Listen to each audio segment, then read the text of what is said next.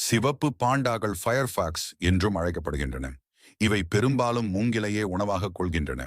அடர்த்தியான மரங்களுக்கு இடையே காணப்படும் இவை இமயமலையையும் தென் சீனாவையும் பிறப்பிடமாக கொண்டவை. மேலும் இது சிக்கிமின் மாநில விலங்காகும். ஒவ்வொரு ஆண்டும் செப்டம்பர் 3வது சனிக்கிழமை சர்வதேச சிவப்பு பாண்டா தினம் அனுசரிக்கப்படுகிறது. காலநிலை மாற்றத்தால் சிவப்பு பாண்டாக்கள் வாழ போராடி வருகின்றன. இந்த நிலையில் சர்வதேச சிவப்பு பாண்டா தினம் இந்த அழகான இனங்கள் பற்றி அறியவும் அவற்றின் வாழ்விடத்தின் பாதுகாப்பு குறித்து மக்களுக்கு விழிப்புணர்வை ஏற்படுத்தவும் இந்த நாள் கொண்டாடப்படுகிறது.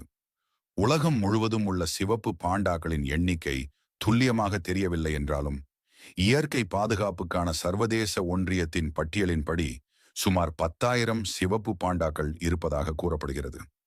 மேலும் இந்த சிவப்பு பாண்டாக்கள் அழிந்து வரும் உயிரினங்கள் பட்டியலில் உள்ளது. மேலதிக தகவல்களுக்கு எம்மோடு இணையுங்கள்.